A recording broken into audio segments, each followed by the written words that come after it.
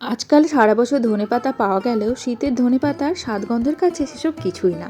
তাই ভাবলাম শীতের ধনেপাতাকে সংরক্ষণ করে নিই, একদম বছরভর খাওয়ার কোনো চিন্তাই থাকবে না। সেটা গরম ভাত হোক কিংবা গরম গরম পরোটা হোক বা খিচুড়ি হোক। তাহলে চলো দেরি না করে আজকে রেসিপিটা দেখে নাও, আশা করি তোমাদের ভালো লাগবে।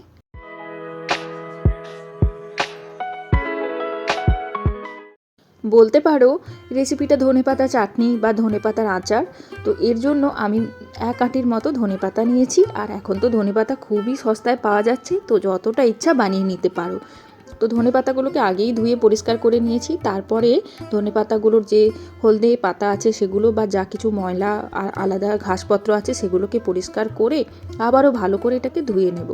এখন এটা কোনো সুতি কাপড়ে কিংবা কোনো খবরের কাগজে রেখে ফ্যানের হাওয়ার নিচে বা নর্মাল ঘরের মধ্যে রেখে এটাকে জল ঝরিয়ে নিতে হবে। এদিকে লাগছে বেশ খানিকটা তেঁতুল। তো তেঁতুলটাকে এখন জলের মধ্যে ভিজিয়ে রাখবো বেশ কিছুক্ষণ, যাতে করে তেঁতুলটা নরম হয়ে যায় এবং কাতটা সহজেই বেরিয়ে আসে। ওদিকে ধনেপাতাগুলো খুব সুন্দরভাবে জল ঝরানো হয়ে গেছে। জল যাতে একটুখানিও না থাকে সেই দিকটা লক্ষ্য রাখতে হবে। এখন ধনেপাতাগুলোকে ছুরি দিয়ে মোটামুটি র্যান্ডমলি 3-4 টুকরো করে নেব। খুব বেশি মিহি করে কাটতে হবে না, জাস্ট এরকম বড় বড় 2-3 টুকরো করলেই হবে। আর ওদিকে তেঁতুলটাও এখন নরম হয়ে গেছে।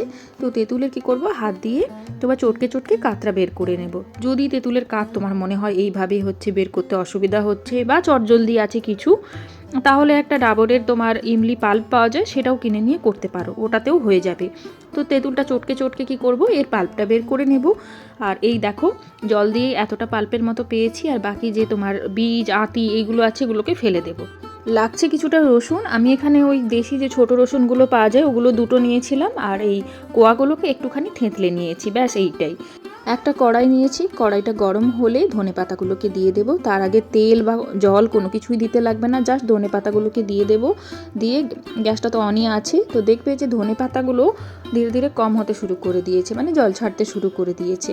আসলে এটা অনেক দিনের জন্য যেহেতু সংরক্ষণ করব, তাই ধনেপাতার মধ্যে যে জলটা আছে সেটাকেও আমাদের শুকিয়ে নিতে হবে, না হলে পচে যাবে বা নষ্ট হয়ে যাবে যেই আচারটা আমরা বানাবো সেটা।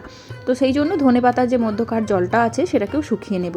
আর এইভাবে ধীরে ধীরে নাড়াচাড়া করতে থাকলে দেখবে ধনেপাতা থেকে জল বেরিয়ে আসছে, এবং ওই জলটাকেই আমাদের শুকিয়ে নিতে হবে। ধনেপাতাগুলো দেখো 1 কড়াই দিয়েছিলাম, এখন কতটুকু হয়ে গেছে। এর মধ্যে কিন্তু নুন তেল কোনো কিছুই দিইনি, জাস্ট হচ্ছে কড়াইটা গরম করে ধনেপাতাগুলোকে দিয়েছি। আর দেখো ধনেপাতাগুলো নরমও হয়ে আসছে এবং জলও বেরিয়ে আসছে, তো এই জলটাই আমরা শুকিয়ে নেব। তো এই যে তোমার ধনেপাতার আচারটা বানাচ্ছি, এটা কিন্তু রসুন বাদ দিয়েও করতে পারো। আমি এখানে রসুন দিয়ে করছি কারণ রসুনের সঙ্গে ধনেপাতার একটা দুর্দান্ত কম্বিনেশান লাগে। তোমরা যদি পছন্দ না করো রসুন খেতে, তাহলে একদম নিরামিষভাবেও বানাতে পারো। তো ধনেপাতাটা দেখো কতটুকু হয়ে গেছে, আর এটার থেকে সব জল কিন্তু শুকিয়ে গেছে। তো এখন এটা কি করব, আলাদা একটা বাটির মধ্যে নিয়ে এটাকে ঠান্ডা করে নেব। খুব ভালো করে ঠান্ডা হয়ে গেলে এখন একটা গ্রাইন্ডারের মধ্যে এটাকে নিয়ে কোনো রকম জল না দিয়ে এটাকে একটা তোমার পেস্ট বা গ্রাইন্ড করার মতো করে নেব। ঠিক এই রকম একটা তোমার গ্রাইন্ড হবে।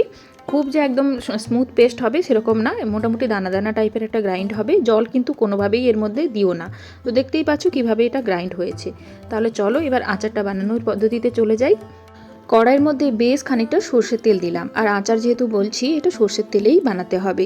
তেলটাকে একদম ধোঁয়া ওঠা অবধি গরম করব। তারপর যখন ধোঁয়া উঠতে শুরু করে দেবে, এখন গ্যাসটা বন্ধ করে তেলটাকে একটুখানি ঠান্ডা করে নেব। তেলটা যখন ঠান্ডা হয়ে যাবে তখন গ্যাসটাকে আবার জ্বালিয়ে এর মধ্যে দিয়ে দেব ছোটো চামচের 1.5 চামচের কাছাকাছি 5 ফোড়ন। তার সঙ্গে 3-4টে হচ্ছে তোমার দিয়ে দিলাম শুকনো লঙ্কা, ওটাকে কেটে দিয়ে দিয়েছি। ঝালটা তোমরা নিজের পরিমাণ মতো বুঝেই দিও।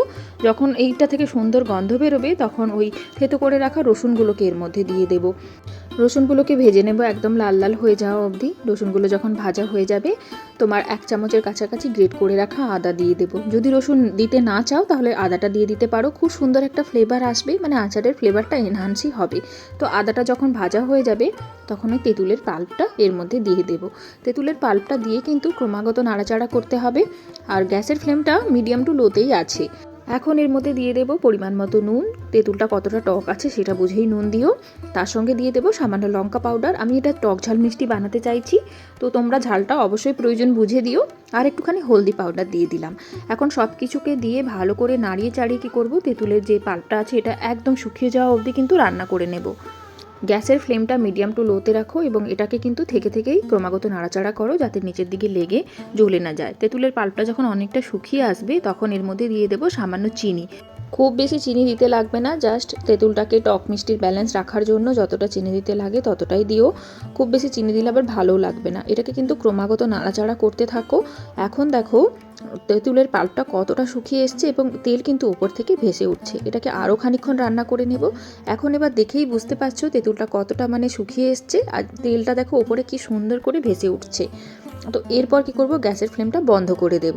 বন্ধ করে এর মধ্যে দিয়ে দেব ওই বেটে রাখা ধনে পাতাগুলো দেওয়ার পর কিন্তু এটাকে আর কোনোভাবেই রান্না করতে হবে না, জাস্ট এটা তেঁতুলের পাল্পের সঙ্গে মিশিয়ে নেব। তো তোমাদের মনে প্রশ্ন আসতেই পারে যে ধনে পাতা দেওয়ার পর রান্না কেন করলাম না। আসলে রান্না করে নিলে ধনে পাতার রং আর গন্ধ দুটোই চলে যাবে। এইভাবে ধনে পাতাটাকে তেঁতুলের সঙ্গে ভালো করে মেশালেই আমাদের ধনে পাতার আচার রেডি হয়ে যাবে। এটাকে রোদে দিয়ে তোমরা কিন্তু 3 থেকে 4 মাস ভালোভাবে খেতে পারো। আর এটা অবশ্যই ঠান্ডা করে তারপর বোতলের মধ্যে ভরো।